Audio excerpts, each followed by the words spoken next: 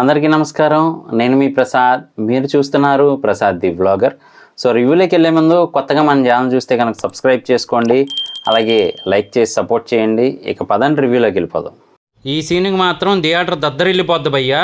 మూవీలో ఇద్దరు ఎన్టీఆర్లు ఉన్నారని తెలుసు కానీ ఆ ఇద్దరు ఒకే సీన్లో ఎదురెదురుగా ఉంటారని మాత్రం చూపిస్తున్నారు ట్రైలర్లో. అది మాత్రం నిజమైతే ఇక మామూలుగా ఉండదు, థియేటర్ అంతా ఊగిపోద్దని చెప్పొచ్చు.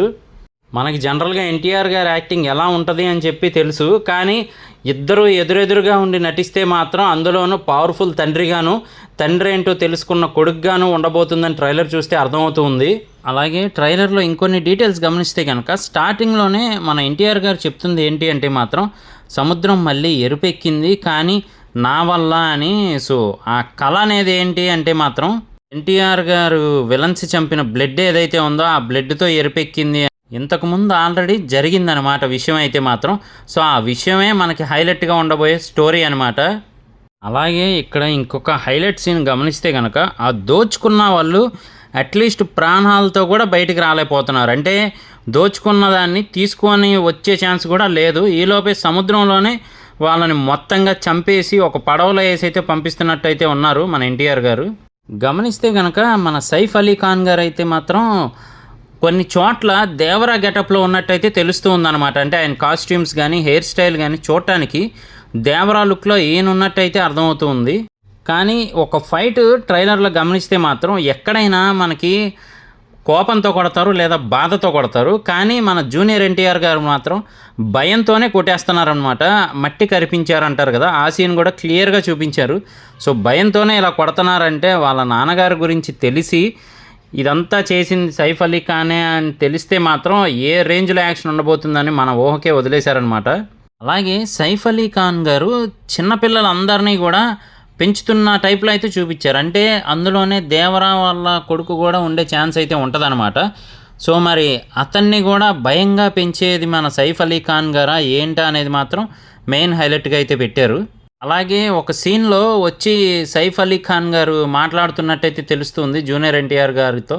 మరి అంత రిలేషన్ ఉండేలాగైతే ముందే ప్లాన్ చేసుకున్నారని అర్థమవుతుంది. అలాగే అండర్ వాటర్లో జరిగే యాక్షన్ సీక్వెన్సెస్ కూడా చాలా బాగుంటాయని తెలుస్తుంది.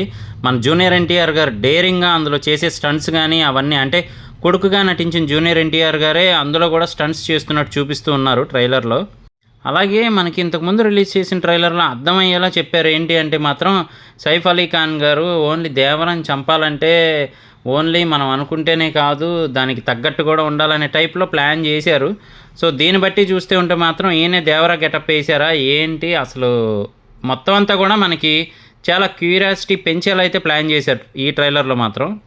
అలాగే ఒక సీన్ మాత్రం హైలైట్గా ఉంది భయ్య. ఏంటంటే మాత్రం సైఫ్ అలీ ఖాన్ గారు ఒకరి తల నరుకుతూ ఉంటే మన జూనియర్ ఎన్టీఆర్ గారు నరికే లోపే వచ్చి కత్తి గొంతు మీద పెట్టారనమాట. సో మరి అక్కడి నుంచి వైరం స్టార్ట్ అవుతుందా అసలు ఏంటి అనేది మాత్రం హైలైట్గా ఉండబోతుంది.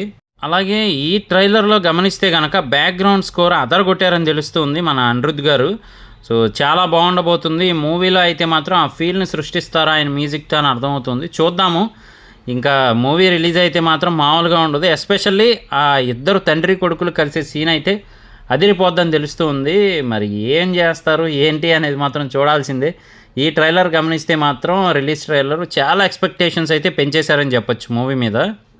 ఇలాంటి మరిన్ని రివ్యూస్ కోసం, లేటెస్ట్ అప్డేట్స్ కోసం, అలాగే ఇంట్రెస్టింగ్ న్యూస్ కోసం మన ఛానల్ వెంటనే సబ్స్క్రైబ్ చేసుకోండి. నేను మీ ప్రసాద్. మళ్ళీ నెక్స్ట్ వీడియోలో కలుస్తాను. Love you all.